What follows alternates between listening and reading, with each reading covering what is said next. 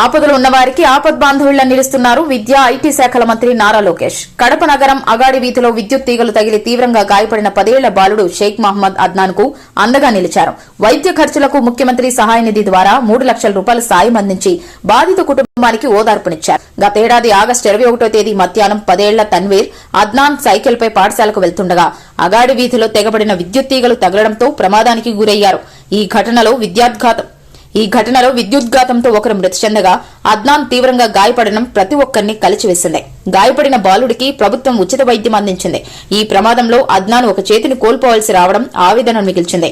మెరుగైన వైద్యం కోసం సాయం అందించాలని బాలుడి కుటుంబం మంత్రి నారా లోకేష్ ను విజ్ఞప్తి చేయడంతో వెంటనే స్పందించిన మంత్రి సీఎంఆర్ఎఫ్ ద్వారా 3 లక్షల రూపాయల చెక్కును అందజేశారు.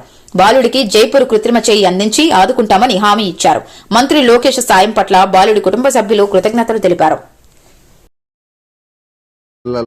4 నెలల ముందు పిల్లోనికి కరెంట్ షాక్ తగిలి ఒక పిల్లోడు చనిపోయినాడు. ఈ పిల్లోడికి హ్యాండ్ పోయింది.